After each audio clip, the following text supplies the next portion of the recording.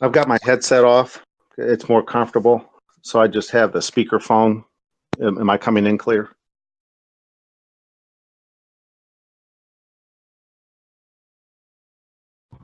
Loud and clear. Okay, good. 5 times 5. That's still hilarious.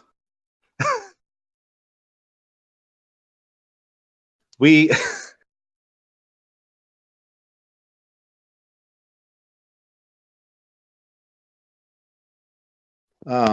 there was, I don't think,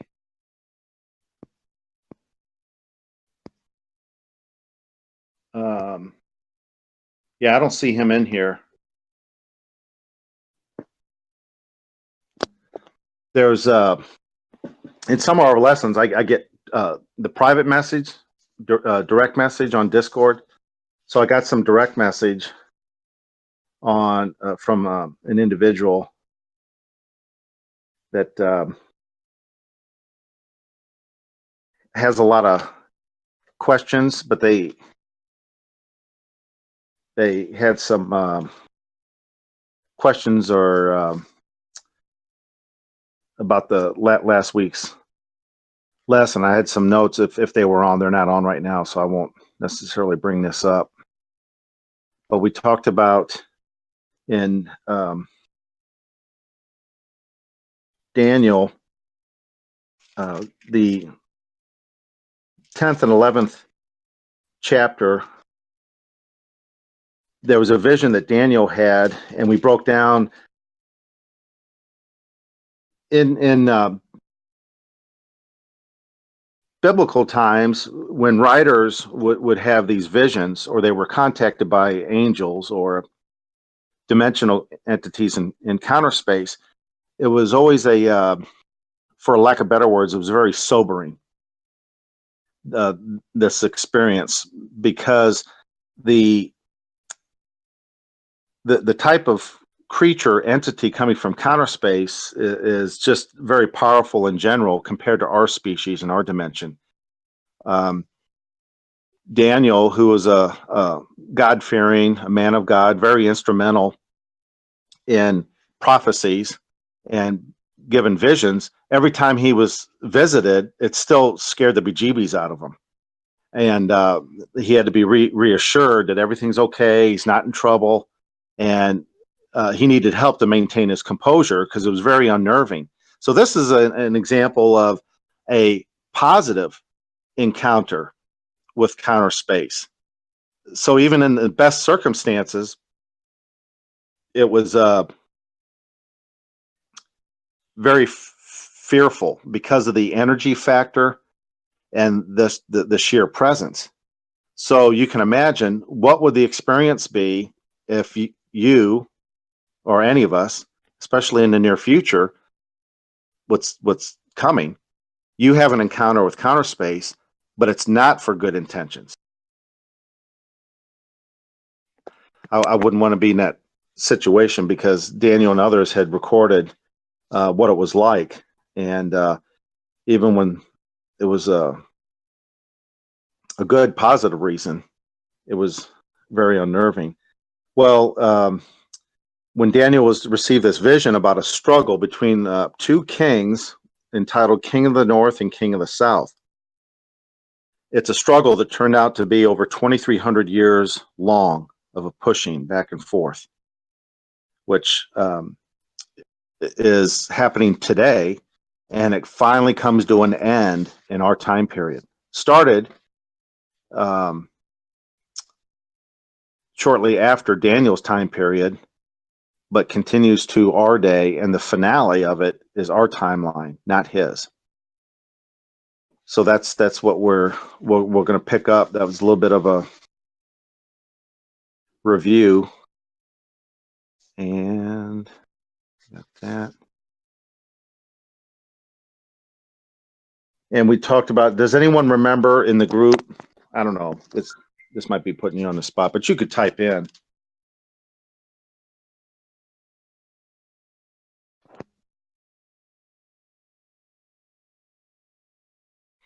What problem did the messenger have when he tried to deliver the vision to Daniel?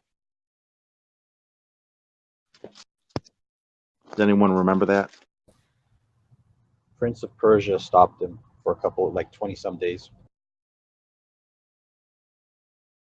Right. So for 21 days, this high-ranking entity from counter space that had a composite vision, very important vision because it affects all of us, over 7 billion people living today. This vision affects us.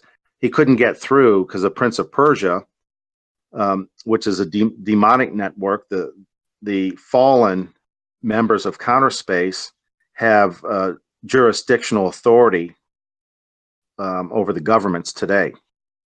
It's always been that way. That's why the scriptures reference this world is lying in the power of the wicked one, or is under Satan's control and influence. So for 21 days, he couldn't get through to Daniel with this important timeline vision of the king of the north, king of the south, until what happened?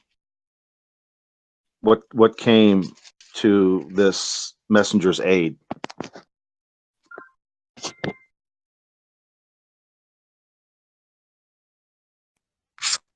Michael. Right. So the foremost, the titles, if you look at these ancient scripts,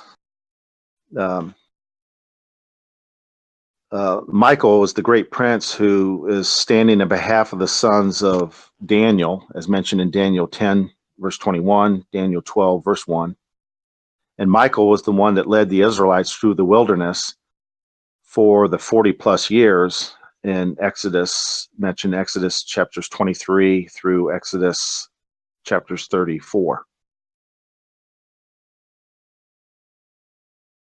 In Jude 9, talks about this will be touched on another lesson. This is fascinating when I reviewed this in the 80s, the late 80s. When Moses died, let me back up. Do you think Moses was a key figure in history or in general in the Middle East? Do you think Moses was a key individual in history and also a key individual in the sacred writings?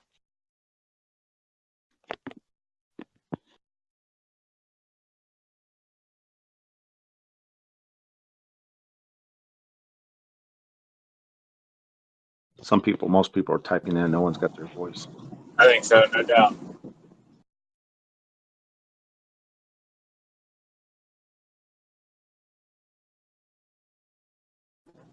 I'm driving. I can't do much talking. Yeah, so everyone agrees. I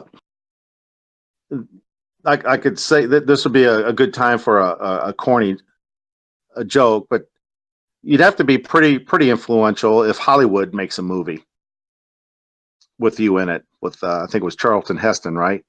Possibly, that played Moses. So, yeah, of course he was.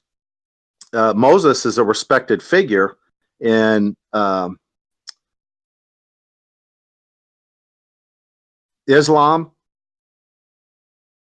the Jews, and Christianity. So you're looking at 2/3 of the world's population respect Moses, and he's a historical figure. Key. You could say Moses is in the top 30 or 40 integral individuals. There's 30 or 40 key men and women throughout history, and in a scriptural context and in secular history. Moses being top 30. Easy. Do you know what happened? This isn't to put you on the spot. This is a general, because I don't want to necessarily do all the talking. I want to try to have audience participation. That's why I'm asking these questions. Do you remember in the last few years, but the last few months of Moses, how Moses' life ended?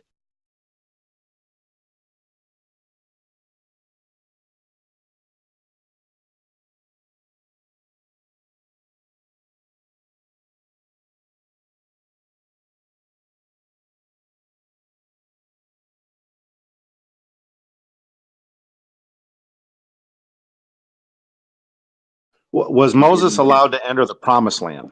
This might help. He did not get to see the promised land. Correct. Why?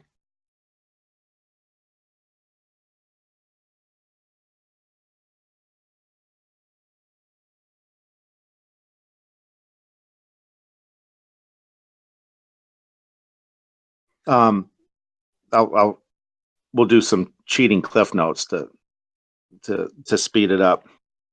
He did not give proper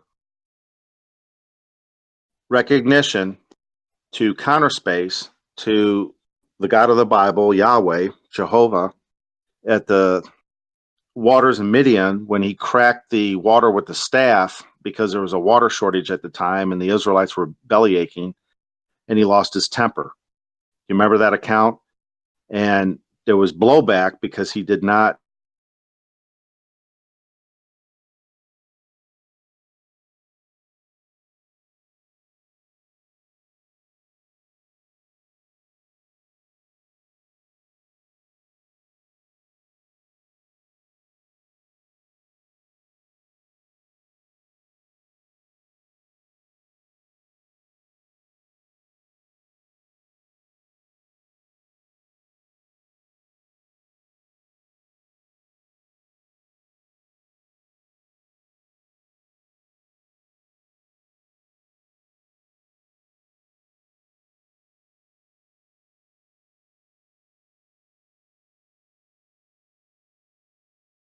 I would have slipped up every 30 days dealing with the nation of Israel and the belly aching and the carrying.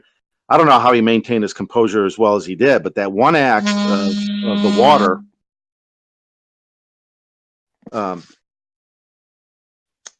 there's,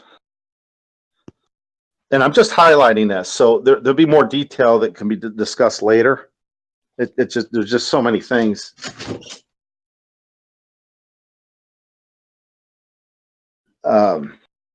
For time's sake, I'm blowing past this quickly, but we can always go back later at a future time in more detail because it's all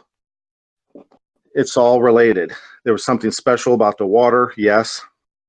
That's what we discovered. That's what I discovered in the labs and research. The sequence, what happens is someone as loyal as Moses, all those years of service, very high position, made one slip up because there was a proper order, procedural order in counter space that was not followed, caused him to miss out and crossing into the promised land, the land promised to Abraham hundreds of years earlier. So from our standpoint, you could think, geez, holy cow, that was a man. It didn't seem, yeah, he messed up, but you know, we're all imperfect. That's kind of that's such a high price to pay. Something you've been looking forward to 40 plus years. This goes way back, even being raised in Pharaoh's household, and one slip up caused, and that was the penalty. Yeah, because we have a serious handicap at this point in our life as humans, and our level of understanding, and to use the term, our vibration, the fact that we're not in sync yet with counter space. It's very difficult for us to understand the seriousness of how counter space, the heavenly order, works, and the importance of detail down to the slightest aspect, and any violation of that cannot be tolerated at all. So it's very, very serious business. It's very serious when you're talking about spiritual matters. It's very serious if you're in a teaching format, if you're discussing this. Prayer and meditation is very serious. It's not a joking matter, and there's a procedure. Well, a lot of the mainstream religions today on earth aren't even teaching what this is. I don't know if they don't know, or through deception they're not. But we have a lot of people in human society that are in darkness or in ignorance because they don't understand how serious this is, and there's a proper sequence that must be followed. And that wasn't. So Moses, doesn't get to inherit the promised land, Joshua was the successor. And you remember Joshua and Caleb were the only two that had the positive report when 12 spies, one from each family tribe of Jacob's sons, Joshua and Caleb were the only ones that had a positive report about the promised land. The other 10 spies showed a lack of faith, and that's what caused them to have to wander for 40 years in the first place. So Joshua takes over and leads the expedition into the promised land. But what did the God of counterspace, what did Jehovah or Yahweh do with Moses in his last day of life?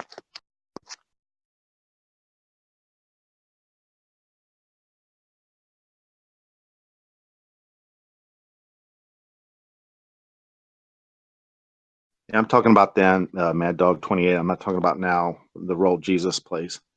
That's correct, but you're making a different point.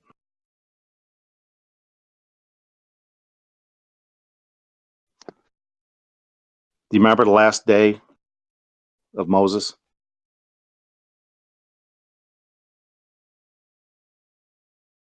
Well, he was buried in the land of in a valley in Canaan, wasn't he? Yes, and they've Did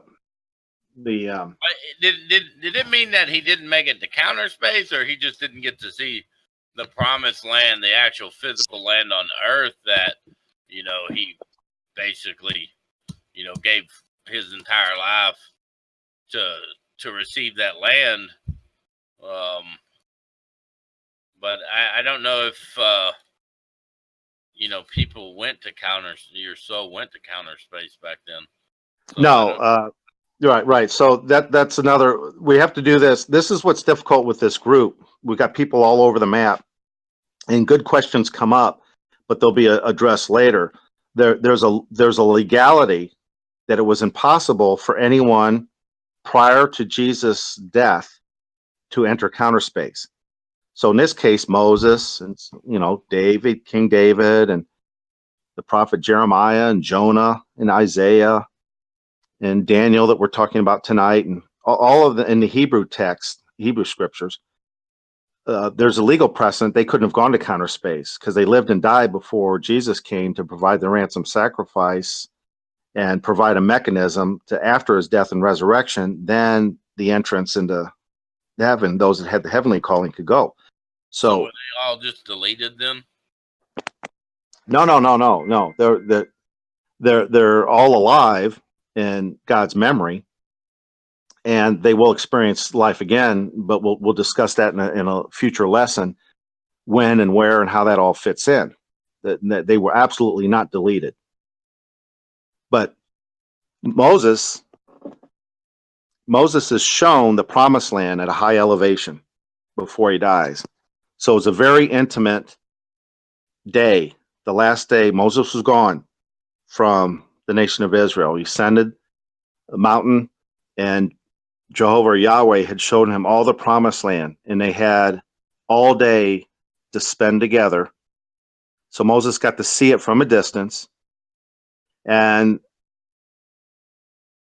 you can imagine what was discussed that day, one-on-one, with the sovereign of counterspace, sovereign of the universe. And then the scriptures show that Moses was put to sleep. God put him to sleep, very peaceful, put to sleep. And he's tucked away in God's memory, still alive, symbolically. There's if you're in the book of remembrance, you're still alive in God's memory. It's no big deal as far as when you're resurrected, where, when, how, and all that. We discuss that later.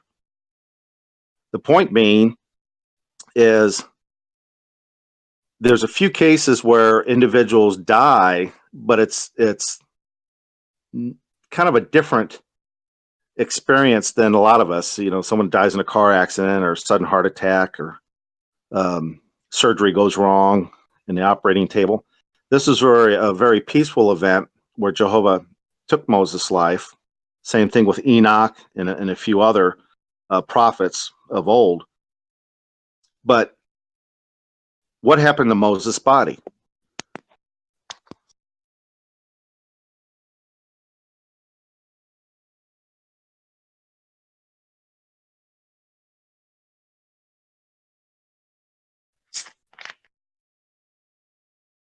Anyone know where Moses' body is?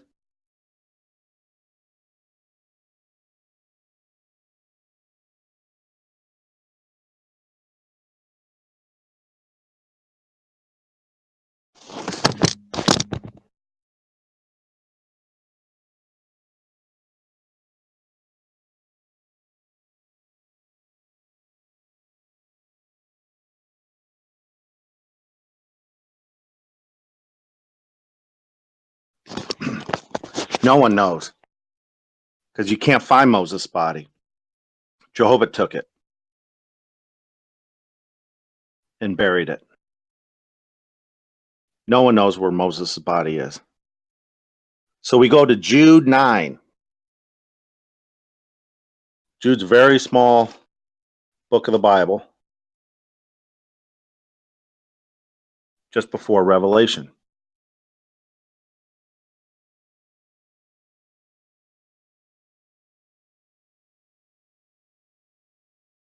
Jude 9.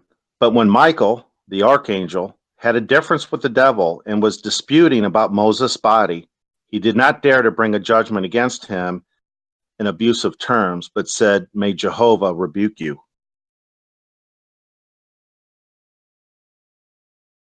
Who wanted Moses' body?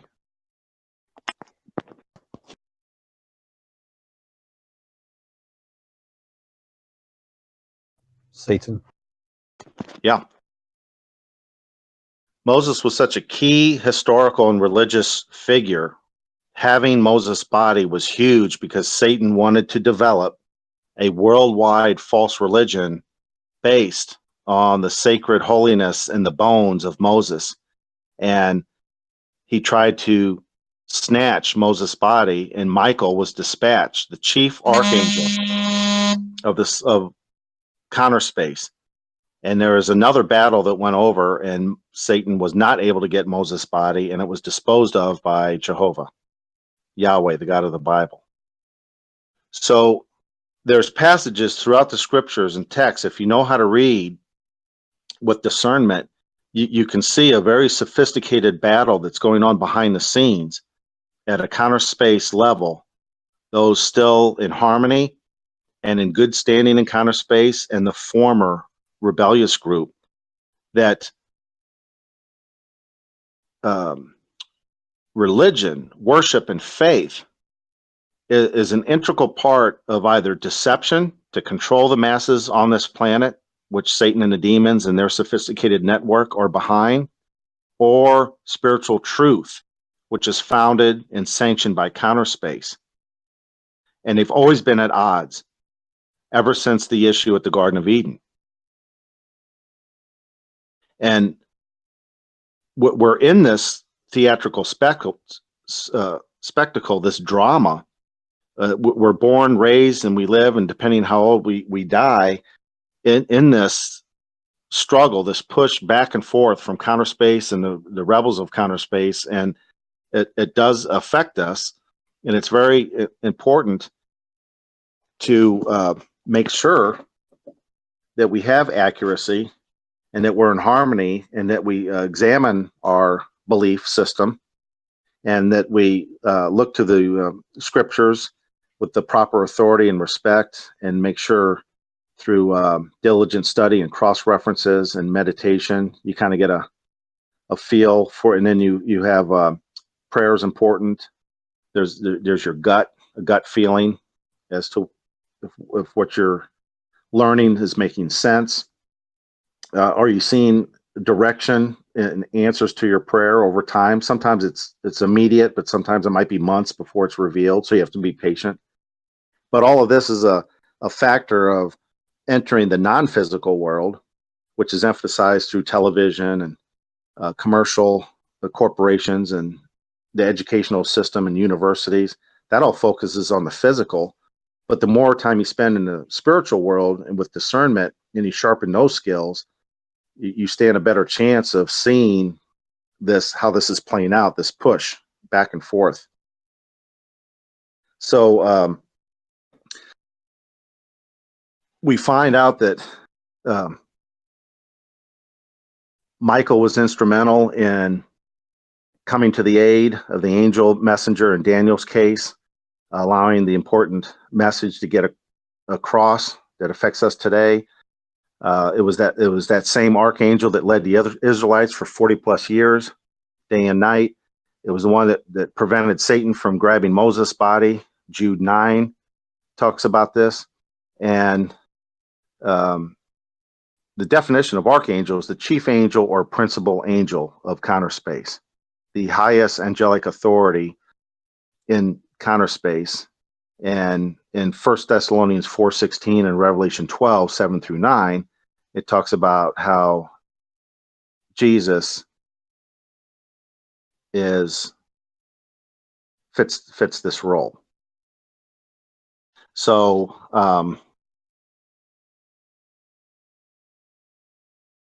when we go back to the pushing back of the King of the North and King of the South, this 2,300-year drama and prophecy, which is going to come to a head very soon. Now we're seeing it now in its fruition. This, I don't know if you have any notes or paper. I do have my notes here that I can upload. I'm way behind because I don't have a computer. All my computers kind of crashed, and so I'm at a handicap as far as uploading the previous lessons, but I'll catch up as soon as I get a computer. Xerxes the First, which is also called Ahasuerus, and in the Bible, his name is Ahasuerus. He's the one that married Queen Esther, Mordecai's sister, in the Bible book of Esther. And in secular history, he's called Xerxes the First. Same individual, same king. He had a major conflict against Greece. He had this is, I think, the largest military battle in mankind's history. It took place in the year 480 BCE, before Common Era. So, almost 480 years before Jesus was born, approximately, to give you a timeline. 480 BCE. He had a massive land and sea assault against Greece. There were 517,610 men at sea, 1,700,000 men on land, 80,000 men on horse, another 20,000 on camels. The Arabs were skilled warriors on camels, which seems odd, but camels can also go in battle just like horses. The Libyans had 20,000 chariots. So you had a total of over 2,318,000 men in a Persian conflict against Greece. One-time battle, largest in man's history. It's never been repeated. That was the beginning of the struggle between the King of the North and King of the South. In 336 BCE, Alexander the Great came to power. Do you know in history, do anyone remember how old he was when he started?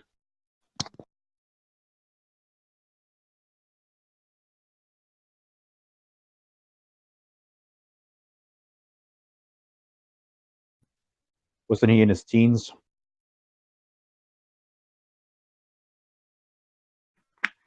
A little bit older than that, but that's, close. 23 years old. So I think back what I was doing at 23, and I can't imagine running a Grecian empire at 23. I don't even know how that's possible. And he wasn't a fumbling, bumbly, pimple-faced, kid at 23. He's very skillful in battle, and he instantly won respect of the soldiers. So most of the soldiers were his age and older. So most of the average age was around 26, 28 years old. So he was younger than most of the soldiers, and he won their instant respect, because otherwise, to command authority, they would have been like, who's this punk kid telling me what to do? He's 23, he's going to get us killed. But that's not the case at all. He one of the biggest battles that was a turning point in to solidify the Greece Empire was an incident that took place shortly after 336, so around 334, 332 BCE, when Alexander took 47,000 men and went up against over 250,000 troops of Darius III, which was one of the last Persian, main strong Persian emperors. So you have 47,000 men versus over 250,000 Persians. And he used an interesting tactic, blueprints that his father, Philip II, had drawn up. So he was a student of his father, and Philip II was also a good military strategist. So he had these old blueprints and used them and was victorious. And that solidified the Grecian Empire and really just forever dented the Persians. They never recovered from that. So Alexander dies at 33 years of age in 323 BCE in Babylon. He had a high fever, possibly malaria. Others, it's kind of hard to tell exactly what he died of, but way early of a high fever in 323 BCE. And after Alexander's death, there was a time period where whoever tried to step up and take over, hopefully they had a good life insurance policy, because they didn't last long. So his brother Philip III lasted 7 years, then he was murdered. Then Alexander IV ruled for a few years. He was murdered by one of the Greek generals, General Cassander. And then Alexander's illegitimate son, Heracles, ruled for 2 years, and he was murdered in 309 BCE. So, you know, everyone trying to step up to power to take his place just didn't last long. They kept getting bumped off. But by the year 301 BCE, after all the assassinations and coup attempts, it kind of settled down in 301 BCE with 4 major Grecian generals that took over the dynasty. Cassander, who was head of the Macedonia, Greece area. Lysimachus, who was Asia Minor and Thrace. Seleucus I the Nicator, who had Mesopotamia and Syria area. And Ptolemy Lagus, who had Egypt and Palestine. So those 4 generals really followed after Alexander, and the Grecian Empire was divided in those 4 areas. Cassander dies in 285 BCE, and Lysimachus took his territory. He gets defeated by Seleucus I Nicator, and then you just have the 2 generals left. You have Seleucus I. He founded Antioch and Cilicia, which was a real beautiful seaport, a hub of commerce there in the Mediterranean, Asia Minor. Very profitable. I'm trying to think of what it would be like today. Hong Kong, maybe? Something like that. Singapore. A city like that, where a lot of money and affluence and so forth. So Seleucus I Nicator became king of the north, and king of the south became Ptolemy I. Ptolemy I ruled the longest out of the 4 generals. Remember, for review, there was Cassander, who had Macedonia and Greece, Lysimachus, Asia Minor, Thrace, Seleucus I Nicator, Mesopotamia, Syria, and Ptolemy Lagus, who had Egypt and Palestine. Seleucus the First ended up absorbing Cassander and Lysimachus. So Seleucus the First became the king of the north, and Ptolemy the First became king of the south. Ptolemy was the first was pretty clever. He had the Egypt-Palestine area. He had a strong defensive posture. He never spread himself or his resources thin on offensive attacks.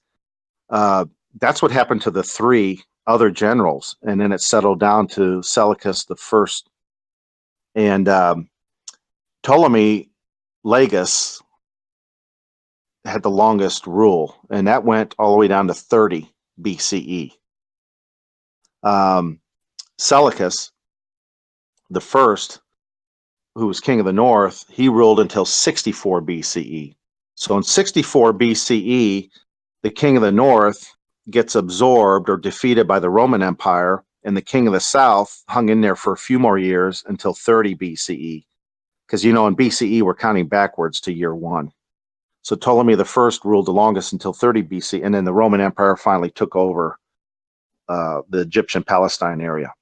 So by 30 BCE, you've got the Roman Empire. There's nothing left of the Greece Empire, and the four generals are gone. Most of them were long gone. Now you got the Roman Empire. So when Jesus comes on the scene, that the Romans are in power. They've been in power close to 60 years when he got baptized, and then he started his ministry. So that kind of gives you the timeline. And then in Rome, the king of the north, with Rome, you have Caesar Augustus. He died in 14 CE. So when he died, Jesus was a teenager. And you remember when the scribes and Pharisees, the Jewish religious leaders who couldn't stand Jesus, Jesus represented a threat. He was well versed in the scriptures, obviously, and he was exposing the fallacies and the errors of the Jewish religious system, and they didn't like being called out in the open like Jesus did. They tried to, for years, they were trying to find a loophole or a way to snag Jesus on a technicality to get him arrested and put to death. And one of the schemes that they were always, of course, Jesus was 4, 5, 6, 7 steps always ahead of him, but they tried to get him on a tax issue. If you remember, they always waited till it was a public setting, so there's a lot of witnesses, right? And then they tried to trip up Jesus on the issue of taxation. Is it lawful for, as they put it, God's chosen people, do we really have to pay taxes to a pagan? The Romans were not descendants of Abraham. They didn't serve this God of the Bible, so they thought taxation was unlawful, and so they wanted to see what Jesus' response was going to be, and that's where Jesus talked about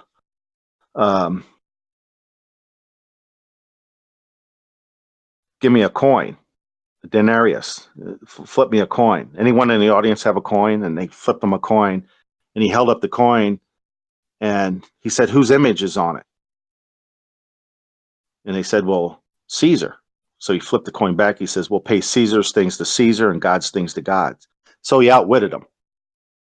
But that's whose insignia was on the coin, was Caesar. So Caesar's profile was on the Roman coins back then. That's what the soldiers were paid for, and that's what the taxes and merchants. And he was very well known, even though Jesus was a teenager when Caesar died. He was still on the coins. So then Caesar's stepson Tiberius became a successor, and he was a tyrant. I don't think anyone had anything positive to say about Tiberius in any of the historical records. He died in 37 CE, and then Caligula was next, then Claudius in 41 CE, and the year 43 CE is when the Roman Empire finally got up to Britain, the southern part of Britain. And that was the furthest north that the Roman Empire ever got. And it came at great expense because to travel that far, the roads that they made in Europe and then the infrastructure, you got to feed the soldiers and tents and clothing repair and medicine for minor injuries and food supplies, fresh water. The Roman Empire would always put silver coins in their water as a disinfectant, which silver has that ability, especially when it's pure. There was a lot of expense to go that far north up into Britain. And then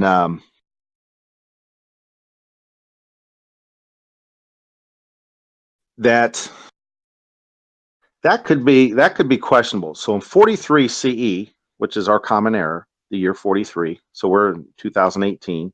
So this is year 43. That probably, looking back, might have been the mistake that the Roman Empire made to go that far north to expand their empire, because later it's going to turn around to bite them in the rear and cause, which we'll get into in a few minutes, the demise of the Roman Empire, going up into touching Ireland, Britain, and so forth. So what we have is the Roman Empire is the king of the north at this time. The king of the south is kind of low key all this time after Ptolemy the First. And you remember, Ptolemy the First was the last general to hang out with his stronghold until 30 BCE, and he finally, the Roman Empire finally conquered him. So from 30 BCE to 270 CE, so that's 300 years. For about 300 years, the king of the south was kind of a low key, not much in historical. It was mostly about the king of the north, the Roman Empire, doing this, that, expanding, the assassinations here and there, struggle for power. King of the south is in the background. That changes in 270, the year 270 CE. You had the king of the north, the Roman Empire. You had Emperor Aurelian, Aurelin, Aurelian. He reigned from 270 to 275 CE, king of the north. During his reign in 270 CE, you had Queen Zenobia that came into power, and that became the identity of the king of the south, Queen Zenobia. What was interesting with her is she was attractive, evidently, fairly attractive. And according to history, she was respected by men. She was a good strategist, but she was an excellent diplomat because she was able to unite the Arab world, which hadn't been done at that point in time. She was able to unite the Arab world and the Egyptian, the Syrians, and the Armenians to resist the Roman Empire. She had two main generals, Zabada and Zabea. Zabea was a relative. Zabda might have been as well. But these two generals, with the united Arab tribes, the Egyptians, Assyrians, and Armenians, had a resistance to the Rome Empire. And it was a contender. So the king of the south comes kind of from a dormant position to now a contender. And that push between the king of the south, king of the north resumes. And then it takes us into the 4th century, where the mistake, remember I talked earlier about the Roman Empire going up to Britain, touching Ireland and Britain. that I think was probably a mistake looking back. It was, because in the 4th century, the German Goths, the barbarians, started to win victories against the Roman Empire in those northern territories, and they found two things happened. Is they found a strategy, a military strategy, that finally worked against the northern Roman troops. And then the Goths, the German barbarians, which later became the Haitians, or not not Haitian, but the Germans started to get a confidence, and word spread that the Romans aren't invincible anymore. In fact, they won victory after victory, and the Roman Empire collapsed from the north down. And by the 6th century, the German dominance was evident. Roman Empire's gone at that point. What we'll talk about in the next lesson is in 324 through 333 CE. So this was just before the Germans and the barbarians of the north started to really dominate in battles, and it was the end of the Roman Empire. Constantine was the emperor, 324 to 333 CE. And he had to have seen the handwriting on the wall. First, they had economic troubles, the Roman Empire, very similar to what's happening today with the United States, the dollar, the euro, and the list goes on of these fiat currencies. They were having the same financial problems. The expansion of the military, the repairs of the infrastructure that was being neglected because the military campaigns were so expensive, and they were so massive. The Roman Empire had pagans, Jews, Christians, some tribalism. I mean, they were all over the map. So he had to come up with the Council of Nicaea in 323 CE is when he concocted the first state-sponsored religion of the Roman Empire, which later became the Roman Catholic Church, which was a bastardized form of Christianity that was not true Christianity of the 1st century, the apostles of Christ, but it was a mixture of Judaism, paganism, Christian, tribalism, all stirred like in a stew and labeled the Roman Catholic Church.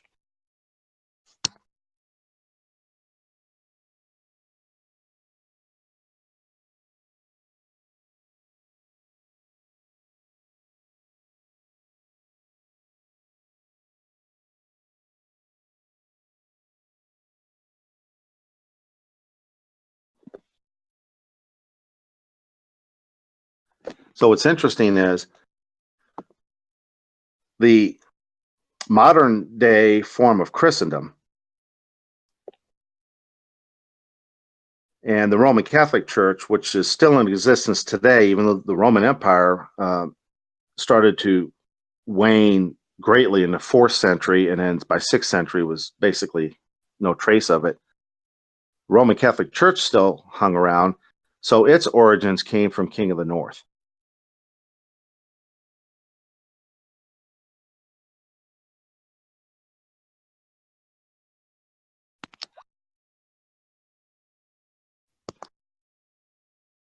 Anyone listening, or is everyone asleep by now?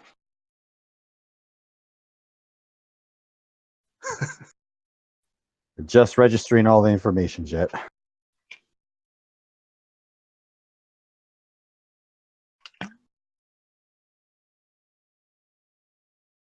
Oh, funny. Cliff just woke up. What'd you miss? That's a good one. Oh, I thought you were going to say, could you repeat that?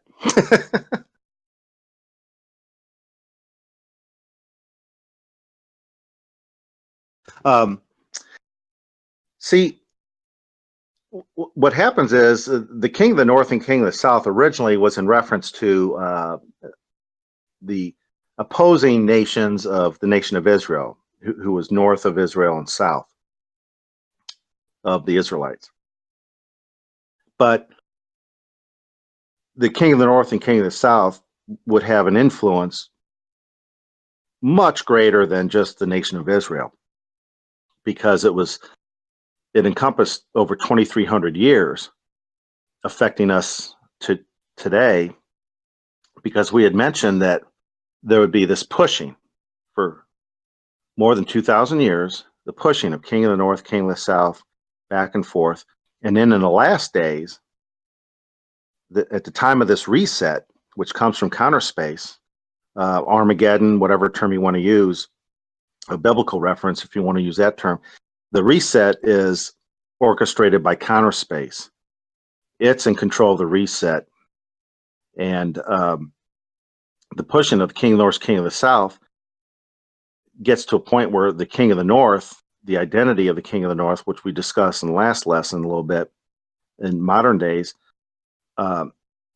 storms against the king of the south, because the king of the south was poking and prodding and pushing too much, and the king of the north got fed up with it and stormed against the king of the south. And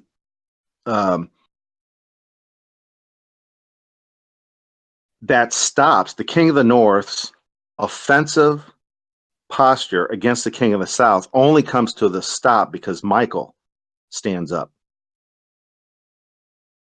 and that triggers the event of Armageddon, because the king of the north, in its push and overrunning the king of the south, it's the king of the north that orchestrates a command or a scheme, a strategy, whatever term that you want to use, to annihilate any humans that have an allegiance or a loyalty to this Jehovah or Yahweh, the God of the Bible, the God of counter space. And then Michael stands up and says, we'll have none of that, which triggers Armageddon. So the identity of the king of the north, king of the south is very crucial, because that's giving you a prophecy of what's going to happen very soon. And we find out the king of the north, the composite king of the north, the king of the south, that we touched on last week, because we're up to the 6th century now, but the king of the south has taken the identity of United States, Great Britain, the Anglo-American world power, which was also the world power in existence at the feet of the image, the dream that Nebuchadnezzar had, this tall statue where you had the head of gold, silver, arms and chest of silver, and then it keeps getting to the inferior metals of copper, bronze, and then the feet of iron and clay, the toes of iron and clay, the feet, and then the mountain that springs up and the stone cuts out. We had that lesson. That was the British American Empire when the image was crushed into a fine powder, and then the wind blew all traces of it away. So between that prophecy, that vision, and Daniel of Nebuchadnezzar's dream, and then the pushing the king of the north, king of the south, you've got the identity of king of the south as the United States, British, and any allegiance to that, which would be NATO. Whoever's comprising of NATO now, looks like Turkey might be exiting NATO. Canada, Australia, New Zealand, maybe sympathetic nations to the British American. That's the king of the south, and so who's king of the north? Who's left? Well, you've got Russia. There's Iran, Syria, China. You think of what nations would be outside. So there is political discussion in the scriptures to the extent of world governments and a timeline. So if you understand the identities, it gives you kind of a timeline to let you know, if you take the Bible seriously or have any respect for the ancient texts, then what they're saying, it's not Chet Blake. I'm just reviewing notes. It's not me at all. These texts are saying a great reset is going to happen. A great tribulation or an Armageddon is going to happen when you've got this political structure on earth. Turns out to be United States great. Well, that's us.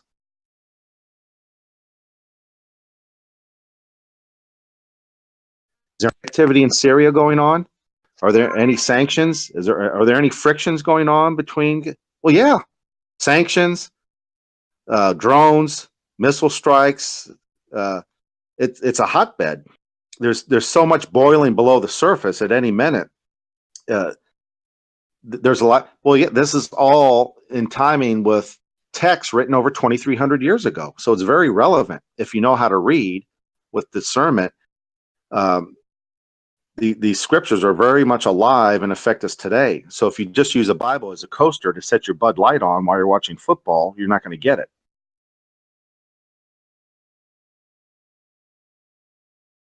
So these lessons they're kind of deep, and they involve some might be boring history, or a lot of these names are tongue twisters. The four generals of Alexander, and then breaking down to when the Romans took over, and then the identities of King of the North and King of the South, and how the Roman Empire disintegrated, primarily from the north down, from the Germans, and then later the Brits and the Scottish and Irish join and push back. That's all important because that's what Daniel talked about. That was all in Daniel. They might not have known it at the time that prophecies were being fulfilled, but when you look back, it is. And then the climax is our generation. It's right now. It's just months, if not years away. This isn't something I keep hammering this. It's not 50, 30, 100 years from now. This thing's going to come to a head. All of us in this chat are going to see it. So how do you prepare for it? That's the big question. And you can't prepare for it at a physical level. So all the discussions of cryptocurrency and precious metals and generators and water filters we keep talking about, that's a physical mindset. You can't survive this upcoming event just on physical preparation. It's all spiritual because it's at a counter space level. When you're dealing with, for lack of better terms, the good guys in counter space and the rebel group. So you have the heavenly order, the faithful angels, angelic angels, a different structure in heaven. You have God the Father, the Son, Holy Spirit, active force, God's Holy Spirit on the good side, and then you have fallen Satan and the demons, the fallen angels, whatever description you want to use there, who are in control of this world system of things and their influence. They're kind of a light and darkness type thing. That's where we're at. Well, that's not physical. That's a spiritual warfare that's going on, and it's a spiritual level that anyone's going to survive what's coming. I got a question, Jeff. I know you love my questions. You always have questions. All right, I have one for you. Oh no, So they're always a doozy. So I think it was back in the book of Samuel's that the Israelites were begging for crying out for a king. All the other nations had kings. They didn't have a king. They had no leader. And I think God pretty much said, yeah, I'll give you a king because you basically, you don't want me as the king, so you want a physical king. Was there a king of the north and a king of the south then, or is that one of the things that happened to start the king of the north and the king of the south? I know that the king of the north and the king of the south isn't a particular king, but before then, Israel didn't have a king. Yeah, the king of the north and king of the south did not come into play until after the Babylonian Empire. So when you're right about that, when the Israelite nations were whining and complaining, we want a king. Everyone else has a king. We don't have a king, because the nation of Israel was supposed to be a very unique and unusual state, country, nationality. They were supposed to have a very unique form of government that was unlike any other kingdom at the time by not having a figurehead, and it was a theocracy where they had priests, a priest class that would direct the nation at a spiritual level, but the day-to-day operations and the military defense and was a theocracy. It was a heavenly arrangement, and they basically said, phooey on that. We want a physical king with a nice funny hat and long purple garments with some dealy-majiggy, fridgy things at the bottom and nice rings on his finger. We want what everyone else says. So, they get one. But the King of the North and King of the South definition and the start of the King of the North, King of the South, and then the pushing of back and forth of those two didn't begin until after the Babylonian Empire, after Daniel's death.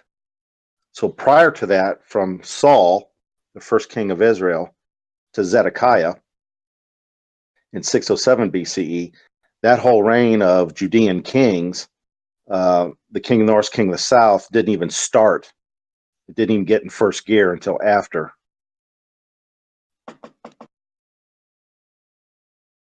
(607), well after 607 BCE.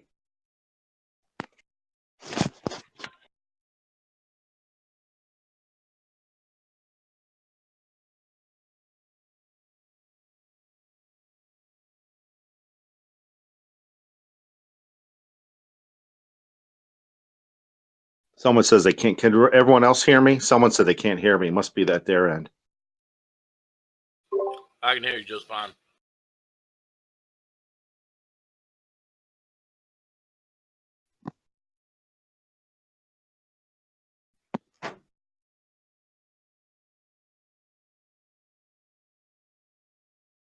So there's a couple things going on. We have a lot.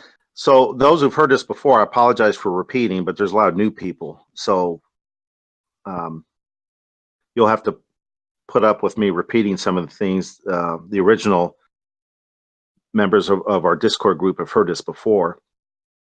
Or I could be suffering from Alzheimer's. It's one or the other, because I repeat myself a lot and don't know it.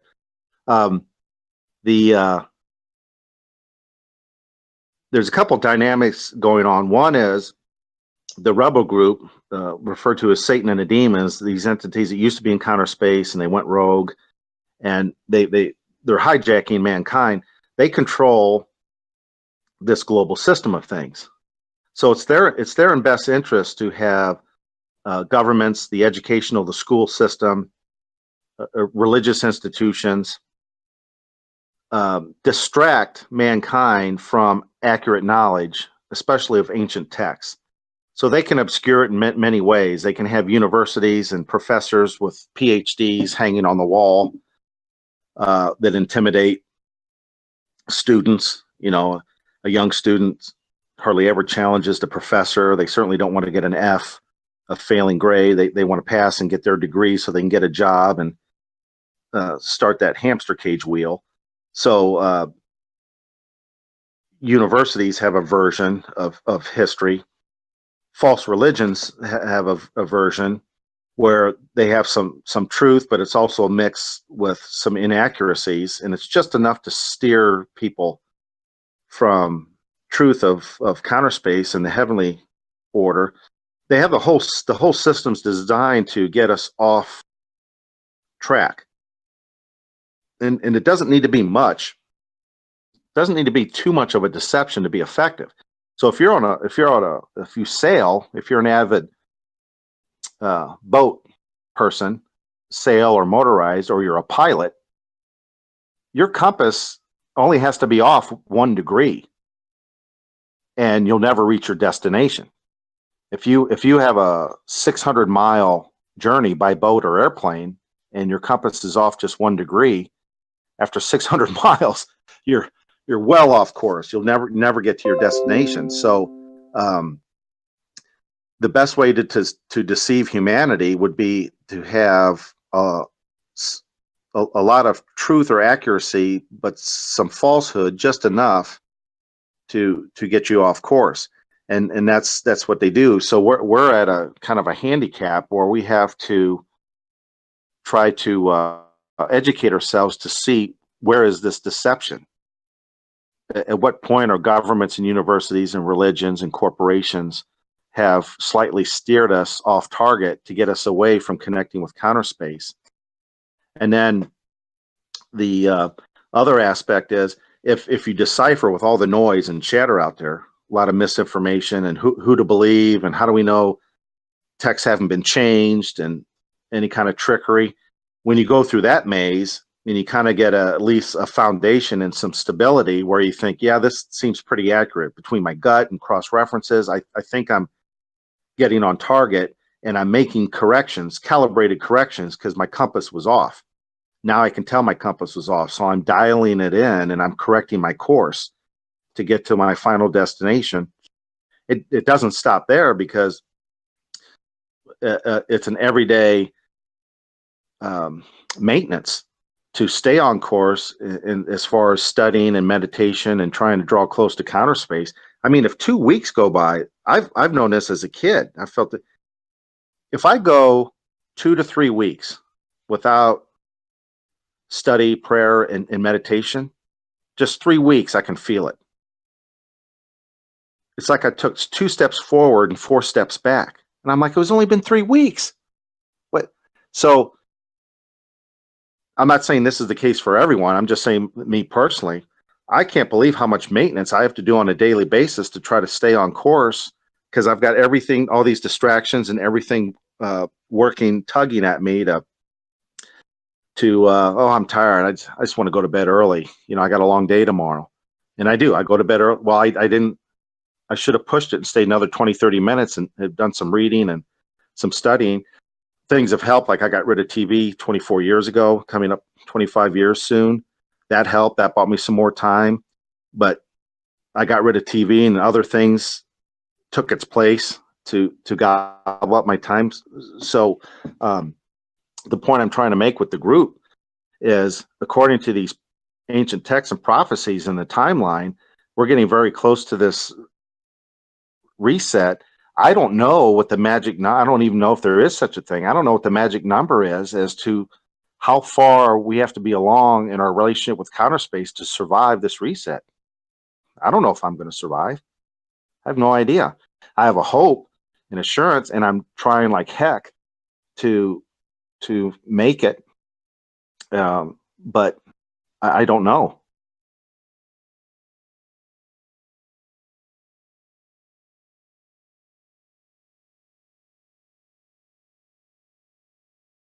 So you never want to be complacent, thinking, well, once saved, always saved, and I've got this in the bag, and I need, just as long as I have references to God and prayers on occasion, and I have faith, I got baptized, I'm good. There's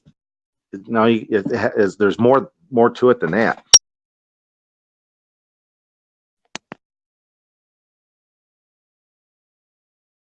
So I look at YouTube. Some of my favorite, maybe a lot of us listen to the same independent journalists, news channels, economists, experts in the blockchain. And so I listen to them, and there's a lot of information out there, but it's all based on the physical world that we're in. A lot of good ideas as far as the physical side, but I hardly ever hear nothing on the spiritual side, which is the larger part of this whole scheme. Nothing. From all these hundreds of YouTube channels, and you subscribe to it, and radio podcasts and so forth, there's nothing. It's all interesting and up-to-date news and some nice theories and clever thoughts on the physical side, but not the most important, the unseen, what's happening at the counter space level.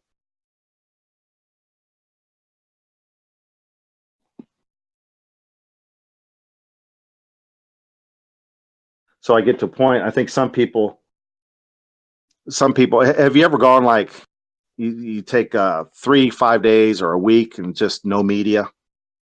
you either go camping or you're on vacation, and no checking emails, no Instagram, Facebook type thing. You kind of deplug and you get away from it for a while to regroup, decompress, whatever term that you want to use. I'm sure people have done that. I've done that.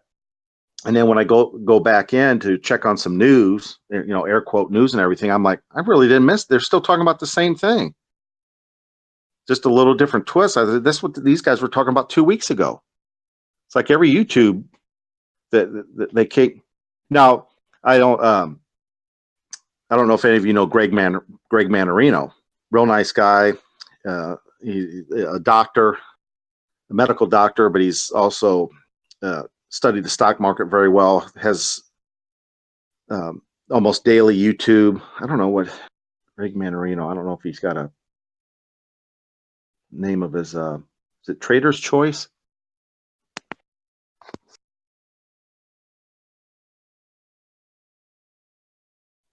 Something like that. Hey, it's a lot of time. He's on a guest a lot of times with Greg Hunter, USA Watchdog, and so nice guy. But and he's right when he's saying about watch the bond market and the yield curve and the manipulation of the stock market and the suppression of precious metals, and absolutely 100% right. But you could go, and I'm not picking on him at all because I do listen, but I'll go and listen to him once a week. Once every 2 weeks, and it's the same information as 2 weeks ago, as 2 months ago, as 6 months ago. He's right, but it's like that hamster in the cage. So what I do is personally, I look at how much time do I spend on news related and cryptos and precious metals and storable food. I get to a point where I get it. It's a sign of wisdom to have this as insurance as best as possible, and then everyone should have a month, 2, 3 of food supply if you can. 3 months, 2 months. Common sense. What if something happens to the power grid or hurricane, tornado, whatever? Yeah, got it. But I don't necessarily need to listen to that every week, every month, for year after year after year. It kind of gets old. So that's where I shave a lot of my time and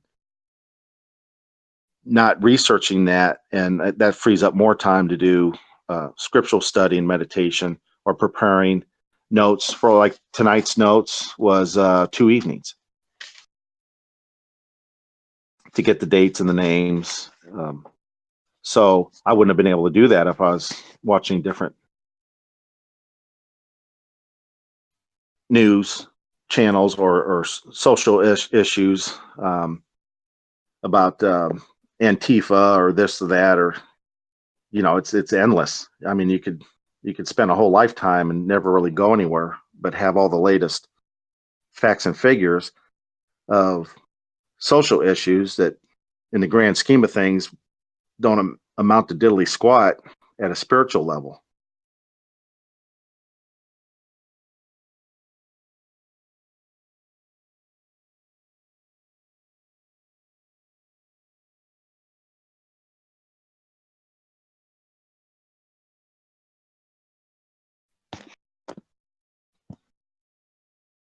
So let's see. If I look this up, does this make sense if you have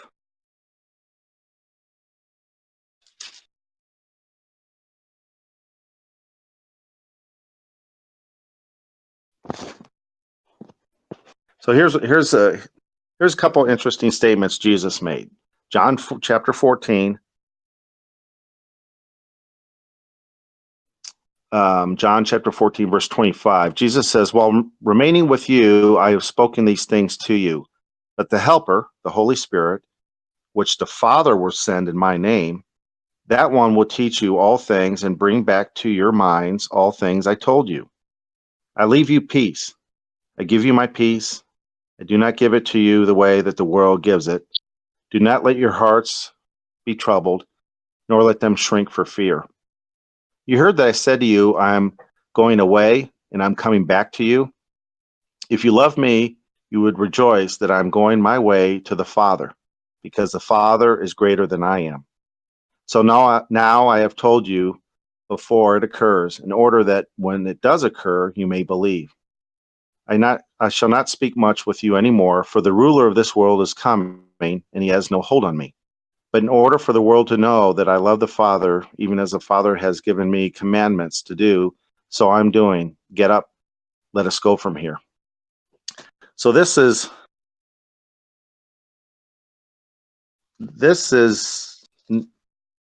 not too far away from when Jesus was put on trial and eventually executed. So what's interesting is he talks about the fact that he's going to go away and he's going back to where his Father is. He's going back to counter space. But he's talking about the fact that his Father is going to send help, meaning the Holy Spirit, to help them. But he talked about the ruler of the world is coming and he has no hold on me. Who was he referring to? Who was Jesus referring to when he said the ruler of the world is coming and he has no hold on me?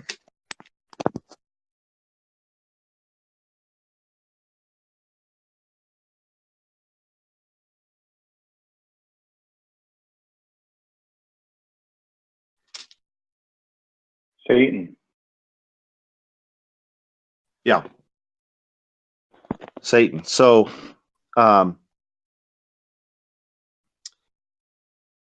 when Jesus was arrested, so this is a couple days later, John 18. I'll start with verse 35. The Jewish religious leaders hated Jesus' guts, as I mentioned before, because he was exposing their hypocrisy and the fact that they were setting themselves up as a higher class of citizenry, lording over the Jewish people. Everything what they shouldn't have been doing, they were doing.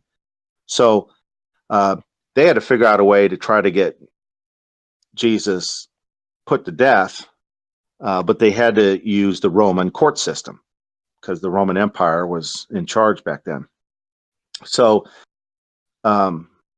Jesus is being questioned by Pilate, and then eventually was also questioned by Herod. Pontius Pilate was the governor, a Roman governor of that Palestine region, and Herod was in Rome.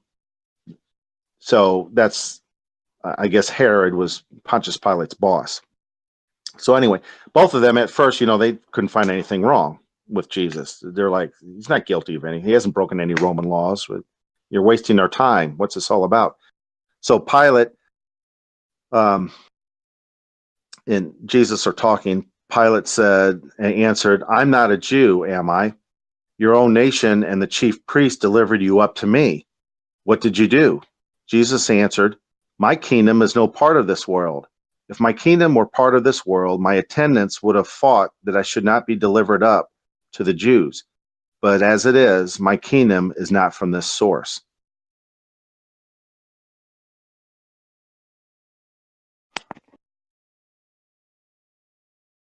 So a couple things we learned from there. When Jesus said that his kingdom was no part of this world, he's absolutely right, because this world is in control of Satan and the demons and that hierarchy structure.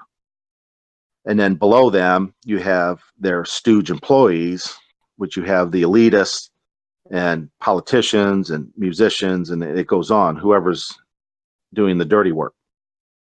There are plenty of YouTube channels that talk about how people are compromised, sell their soul to the devil, all those terms and whatnot.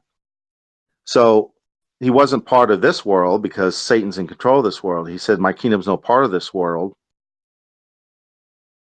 My kingdom is not from this source. Very interesting. Jesus was never sloppy with his words. Every word had meaning and specific detail. So a lot of times, in my case, I have to read, 6, 7, 8, 9, 10 times to just break down each sentence and each word. Why did he pick that word? My kingdom is not from this source. What source is this kingdom from?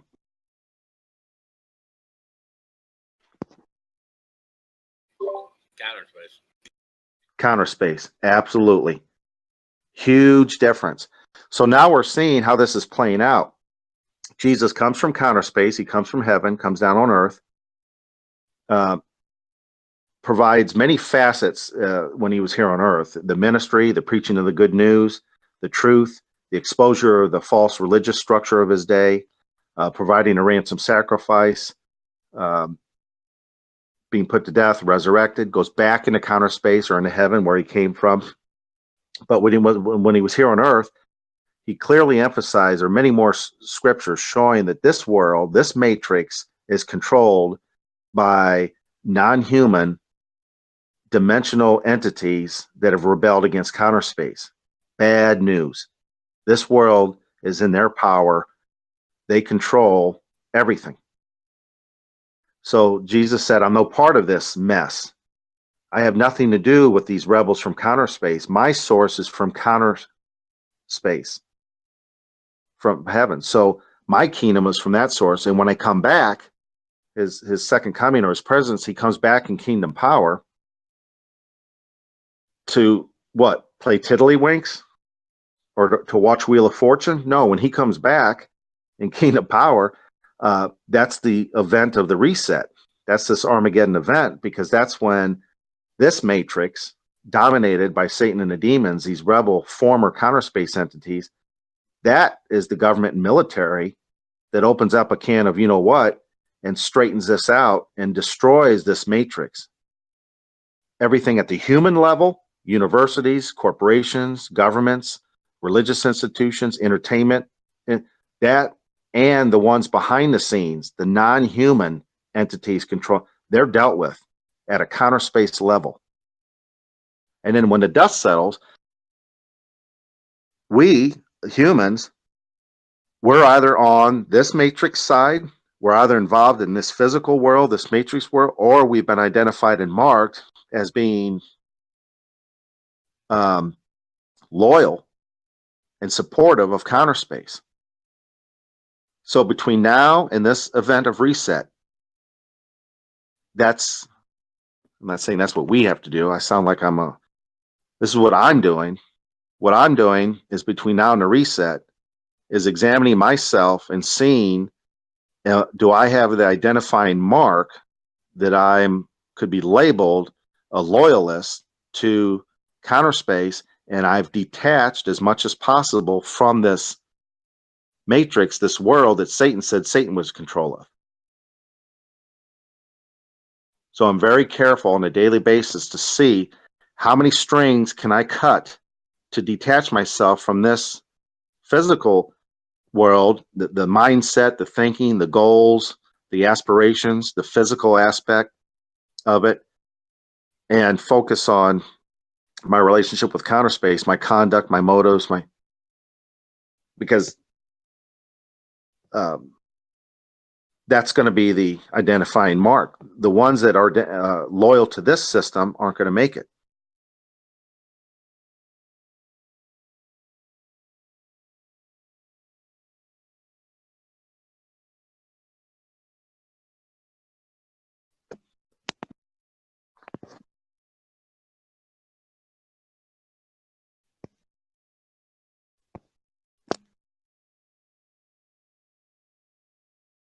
Yeah, there's different levels of this is going to be tough, because as you go, and if you make decisions, what happens if you make decisions and that decision starts to put a wedge or pulls you away from friends and family, careers, physical possessions?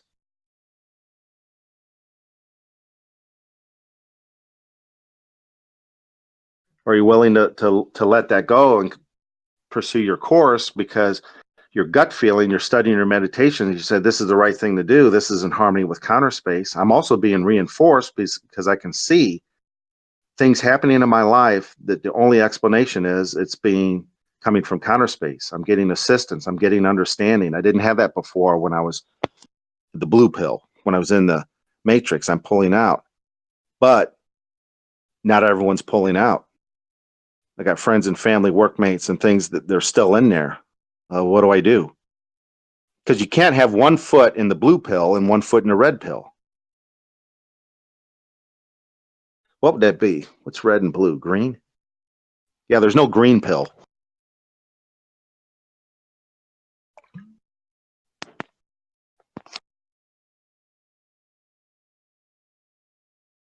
Purple pill. That's funny.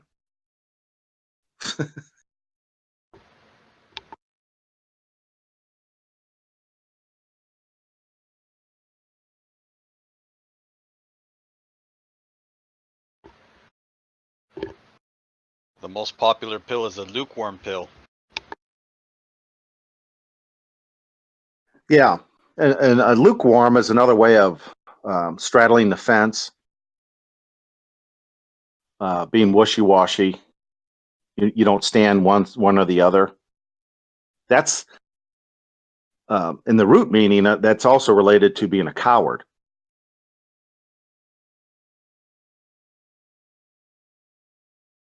Someone that's a coward doesn't want to take doesn't want to stand for anything. It's just it's wimpy. It's whoever's in town. They're for that, and yeah, it's counter space does not like cowards.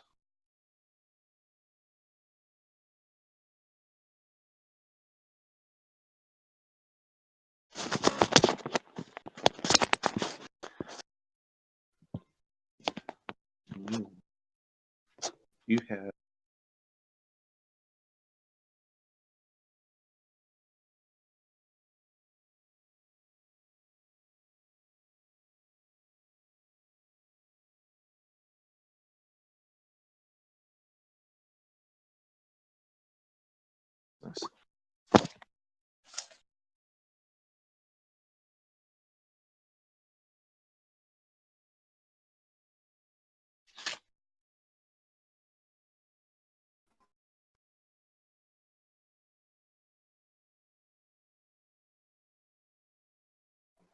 So kind of going along with Last what, week I think it was last week, a little bit before that.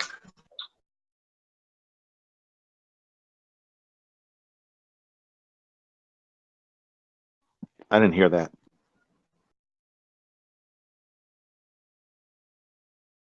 Did someone say something?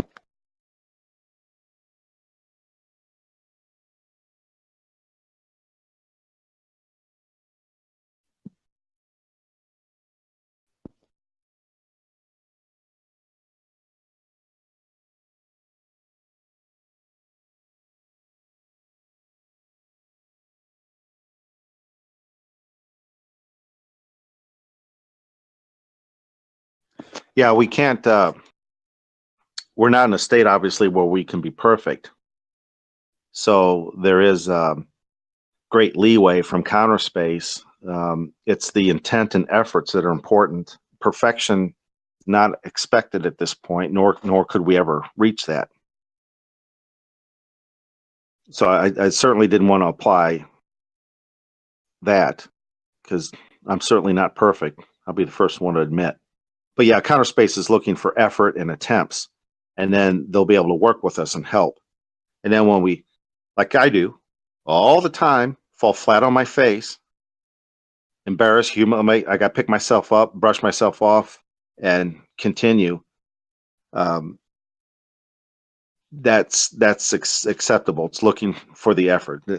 Otherwise, we'd all be walking on water, and we'd be able to turn water into wine.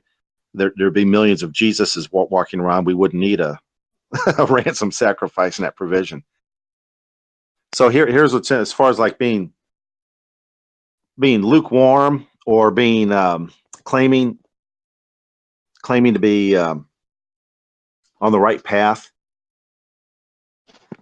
Here's what's interesting. This is Jesus talking in Matthew, the 7th chapter.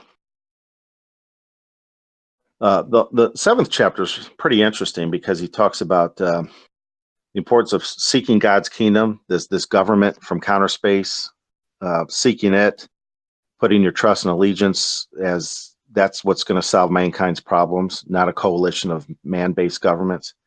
And the broad and spacious road leading off into destruction that many are on, but cramped and narrow is the road leading off to everlasting life, and few are on that path.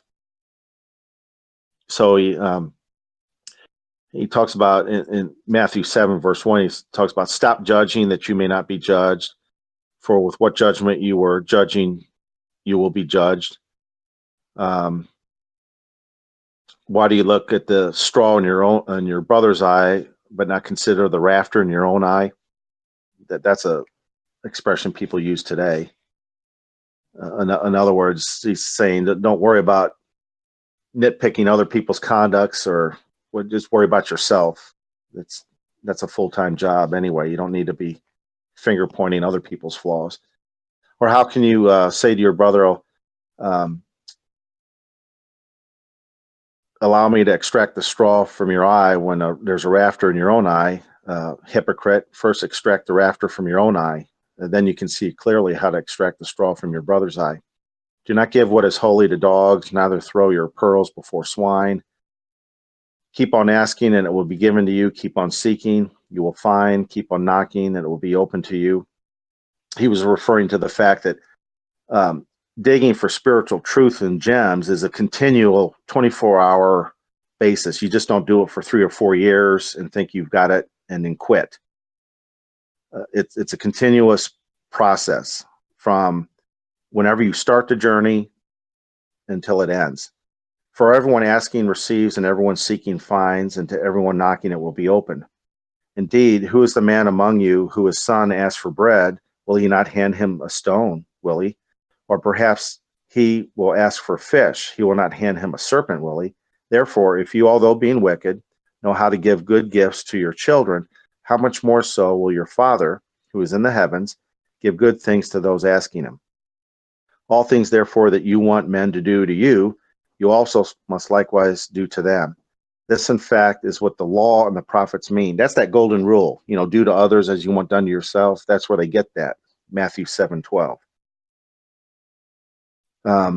Basically, Jesus said all the law, including the Mosaic law, basically can be summed up in that: treat others as you would like to be treated. Going through the narrow gate, because broad and spacious is the road leading off into destruction, and many are the ones going in through it.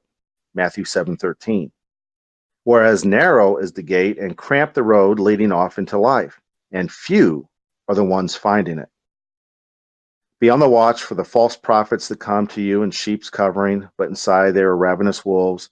By their fruits you will recognize them. Never do people gather grapes from thorns or figs from thistles, do they? Likewise, every good tree produces fine fruit, but every rotten tree produces worthless fruit. A good tree cannot bear worthless fruit, neither can a rotten tree produce fine fruit. Really then, by their fruits you will recognize those men. So he's talking about, as far as religious institutions, look at their conduct and the members of that religious institution. As a composite, as a whole, you'll be able to see, is that group producing fine fruit or rotten fruit? And that'll give you an indication of their core teachings. Matthew 7:21. Here's what I was getting to. Not everyone saying to me, Lord, Lord, will enter into the kingdom of the heavens, but the one doing the will of my Father who is in the heavens will. Many will say to me in that day, so this is the reset. The beginning of Armageddon. Many will say to me, Lord, Lord, did we not prophesy in your name, expel demons in your name, and perform many powerful works in your name? And yet then I will confess to them, I never knew you. Get away from me, you workers of lawlessness. So what did he mean by that?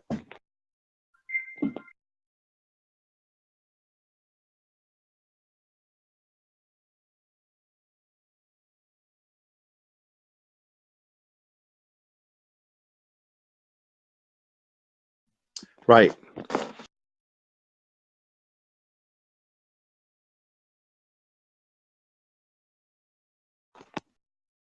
You have organizations, what he was saying is, that claim to be Christian or followers of the way, and there was falsehood or deception. So all the prophesying, the works, and everything, but yet Jesus, at his position in counter space coming, I don't recognize you. That this was not genuine. It wasn't sanctioned by counter space. From your perspective, you probably thought you had a relationship with counter space, or you're doing my work, but you weren't. And to them, that's shocking. But it's not a good place to be, because if you further read those that are making those claims, and Jesus says that do not recognize you, they did not have the identifying mark, so they suffered at the reset.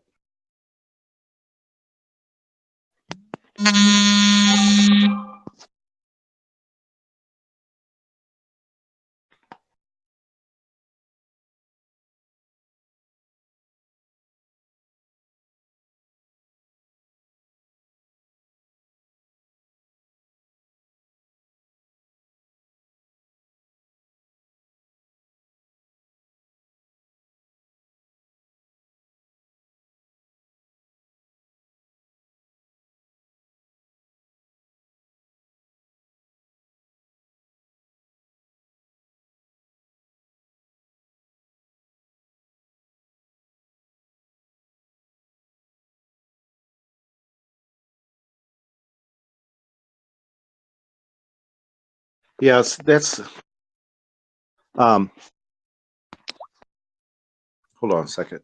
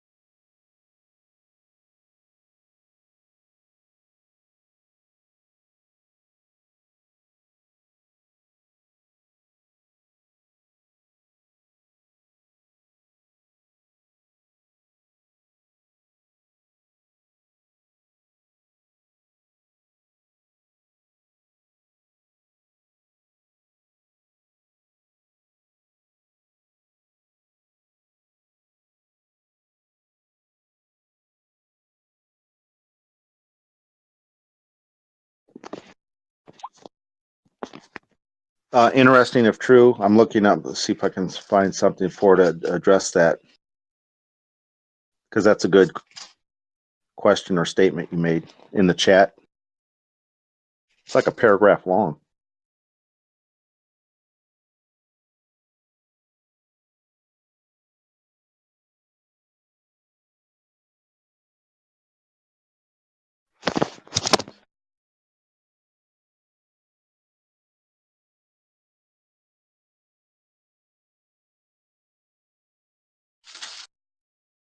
Seven.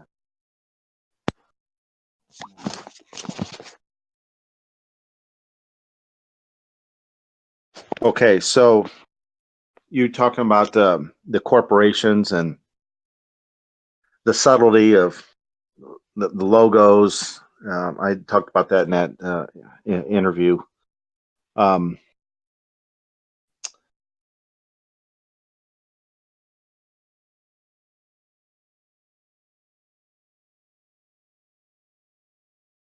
The Apostle Paul was in his first letter to the Christians in Corinth, 1 Corinthians, the 7th chapter, in verse 31, he made an interesting statement. I'll read it. He's talking about, and those making use of the world as those not using it to the full, for the scene of this world is changing. So there's a few other cross-reference scriptures to that. They point that the Apostle Paul was trying to make to the congregation members, and by caveat, us to this day, is right now we have no choice. We're in a world that's controlled by Satan and the demons. They have this world set up in a way to get us, to entice us, to entrap us, to persuade us, in a certain lifestyle or code of conduct that alienates us from counter space. But we have free will. We can resist the system of things. It's difficult. We're not 100% always maybe accurate, but we can, for the most part, say no to a lot of things. No one holds a gun to our head to go to a pornography site or to take drugs or to take some money out of a wallet. No. So if you participate, for example, in things like that our gut is telling us counter space wouldn't approve, then we've been persuaded by the system of things to make a bad decision. But if we're in this system, how do we eat, put a roof over our head and clothes, or transportation to get to work? How do we do that to where, but not be completely compromised? That's a fine balance, because we're in the world, but we also don't have to use it to the full. But what the Apostle Paul meant, and this is just an illustration, so don't get mad or in a huff if I step on any toes. I'm just, because this is in general. I don't know anyone specific, this illustration. If you need to get to work, for example, could you get to work if you had a used car or truck and it was, I'll just use US terms, it was a $7,000 car or truck, but it was in good mechanical shape? Can it get you to work? Yeah. Is it the prettiest car at the parking lot? No. Is it the fastest car? No. Will it turn heads at an intersection and people going, hey, nice car? No. No, it's probably got some door dings on it, high mileage, but it's reliable. It gets you to point A and B. Well, if you're not using the world to the full, from a spiritual standpoint, you can make a decision. This is a car. It's not going to put me in debt. I don't have car payments for 10 years. They got 10-year car payments in the United States now. Can you believe that? That used to be what a house mortgage was in the 50s. Now it's a 10-year note for a car or a truck. Well, by not using the world to the full, you would simplify your life, make decisions to where you get, for example, in this illustration, a cheaper car. You don't buy a new fancier car, but you don't have that debt. You don't have to work so hard for the car payment. So you're not using the world to the full, which you would be if you bought a $50,000, $60,000 truck or a Corvette. Then you will get the compliments and have the fanciest, nicest vehicle. But look at the price you're paying. You're using the world to the full. It's going to take a lot of time and energy to pay that off that could be spent maybe pursuing spirit. So the point I'm trying to make is when you're in this world, you could look at your purchases, where you're purchasing. Do you have to necessarily, and I know you're in Australia, so I'm not familiar with your market there. I can just use illustration terms, but you could go to a corporation like Walmart or Target in the United States and buy certain things. Or if you can find them, there's still mom and pop shops where you can get some things. Well, it might cost more, but you're supporting a local industry, a local business, maybe a local family, and not a corporation traded on Wall Street. Anytime I can purchase from a non-Wall Street corporation, I do. Restaurants, clothing, getting car repairs, parts. Sometimes you can't help it. You got to go to a major corporation. But there's things you can do to limit how much you're using the world to get by versus using the world to the full. Does that help answer that paragraph you wrote?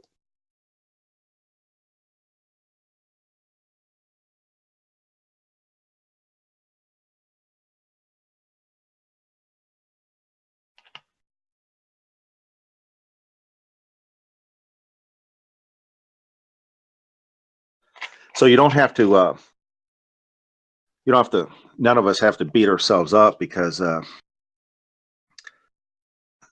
we're forced to exist in this matrix to a certain extent. But I try to participate, like on a scale to 1 to 10, I try to participate at 5 or lower if I can per day. So I'm just speaking of myself. I hate Hollywood so much. Starting as a teenager, I saw right through them, the hypocrisy and the arrogance of actors and producers and all the money flowing in Los Angeles area. Never liked them as a kid. Well, I don't want to spend, I don't even know what a movie is nowadays. Is it 10, 15 bucks? I'm not going to spend 12 or $15 of my hard-earned money to support Hollywood. Now, not every movie is bad from Hollywood.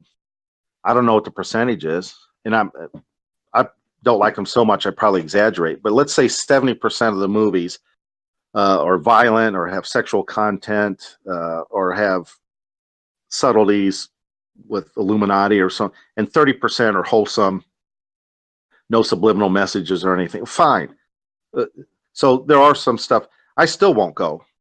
I'll go ahead and not see the 30%. I just don't go, and I don't support that industry. So that's a personal decision I make, where I don't use the world to the full.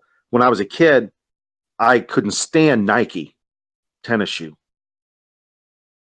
I saw right through them in the 80s when that was the shoe to have. All the kids had Nike tennis shoe. Not me. Never owned a pair in my life. Ever owned a pair of I don't like the corporation. I don't like the mindset, even in the 80s. So I was perceptive even as a teenager. I'm like, I don't know. And they've gotten worse since then. I've never had a shirt that says, or a ball cap or anything. So there's certain things that I do. It's maybe it's a small gesture, but it's my attempts to pull out somewhat of the matrix. But yeah, have I gone to Walmart? Yeah. And I went to McDonald's today and got an iced tea for somebody. So there are times that I do that. So I don't know the complete answer. It's an individual basis.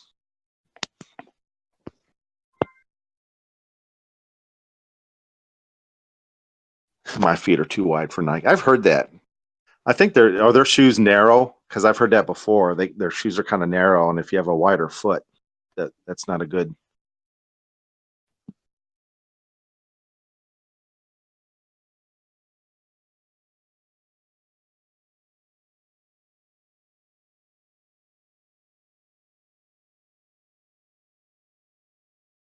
Yeah, intent is also important. River talk.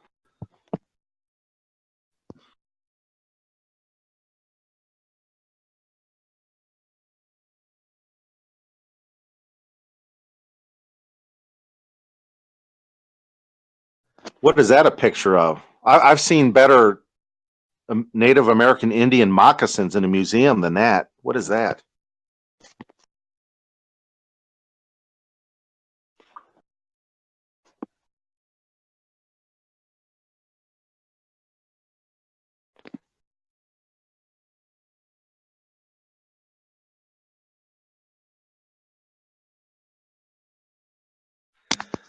Yeah, that's why. I mean, if I give illustrations about what I do personally, it's just in discussion with the group. I certainly would never say anything about your choices or decision. I keep my mouth shut. It's none of my business, and I'm a nobody. So I never want to come across as arrogant or know-it-all. These are just points, general discussion. You wouldn't see me driving by with my window down going, what are you doing in line at that movie theater for? You know better than to watch that movie. I wouldn't. I wouldn't do that.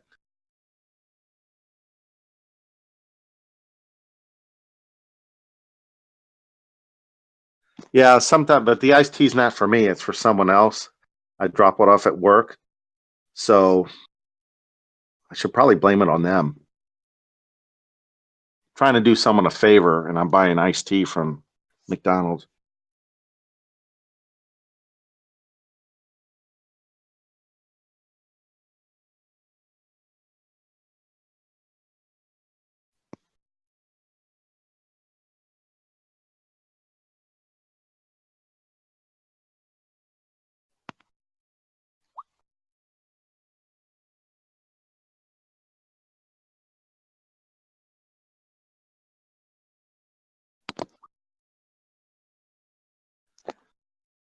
It's Playadel 89 that I always get the T for. It's her fault.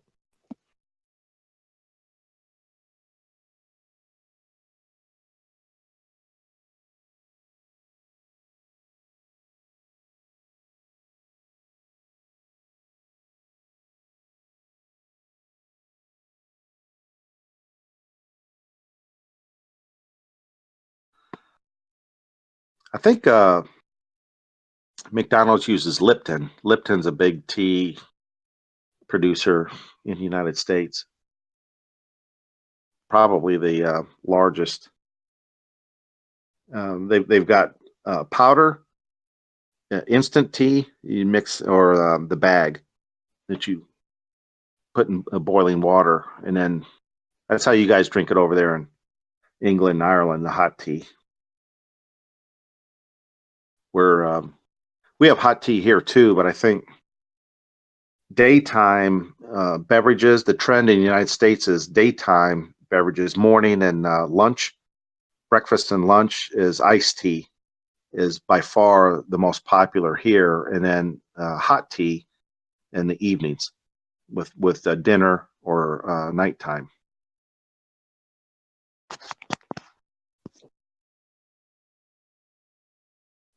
I told you I almost got booted out of England and Scotland for